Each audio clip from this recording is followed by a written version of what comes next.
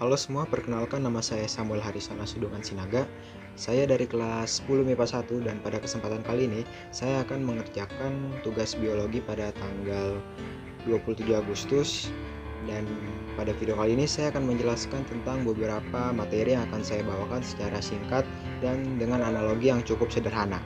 Nah, pada materi yang pertama itu yaitu klasifikasi makhluk hidup, yang kedua jenis-jenis sistem klasifikasi makhluk hidup, dan yang ketiga adalah binomial nomenklatur. Nah, semua yang sudah materi yang saya sebutkan tadi akan saya bawakan secara singkat dan juga mudah dipahami dengan analogi-analogi sederhana. Oke, mungkin kita langsung saja ke materi yang pertama. Materi pertama kita adalah klasifikasi makhluk hidup. Klasifikasi makhluk hidup adalah suatu cara untuk memilah dan mengelompokkan makhluk hidup menjadi golongan atau unit tertentu. Nah, untuk analoginya adalah seperti saat kita mau ke perpustakaan. Nah, pasti di perpustakaan itu ada tempat khusus untuk majalah, untuk buku pelajaran, dan juga untuk buku-buku komik. Tidak mungkin disatukan. Tujuannya apa? Tujuannya untuk memudahkan para pembaca untuk memilih buku yang ingin mereka baca.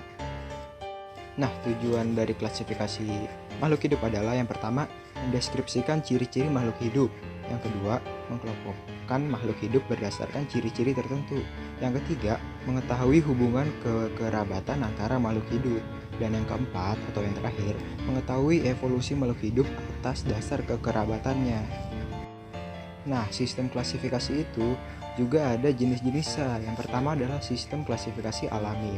Nah, sistem klasifikasi alami ini apa sih? Sistem klasifikasi alami ini adalah sistem di mana kita membedakan dari segi postur fisik dari tumbuhan atau hewan tersebut atau makhluk hidup lah ya. Mungkin dia bersayap, bertaring, atau apapun itu. Nah, sistem yang kedua adalah sistem artifisial atau sistem klasifikasi yang dibuat untuk tujuan praktis. Misalnya, pengelompokan makhluk hidup berdasarkan kegunaannya.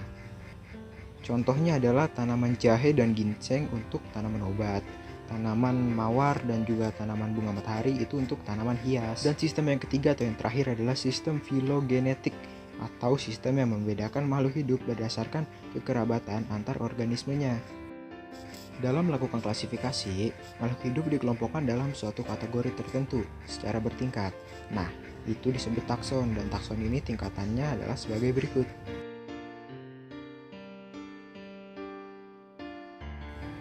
Nah, sekarang kita akan membahas materi ketiga atau binomial nomenklatur. Binomial nomenklatur itu apa sih?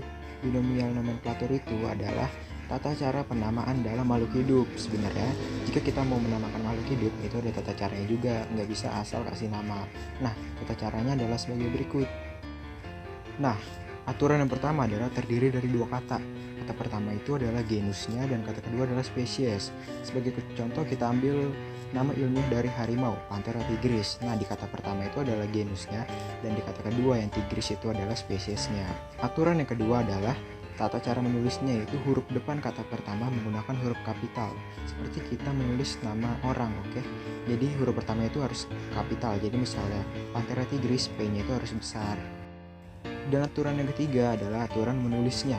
Nah, jika kita menulis di catatan atau menggunakan pulpen, itu namanya itu harus diberi garis bawah agar lebih terlihat, dan jika kita mengetik, itu harus diberi tanda miring atau juga dicetak tebal.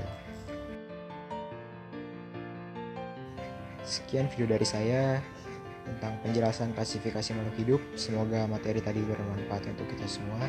Dan juga jika ada kesalahan dalam penyebutan kata atau penyebutan kalimat dan juga penyampaian materi yang kurang jelas, mohon dimaafkan. Dan juga semoga bermanfaat ya, dan sekian, terima kasih.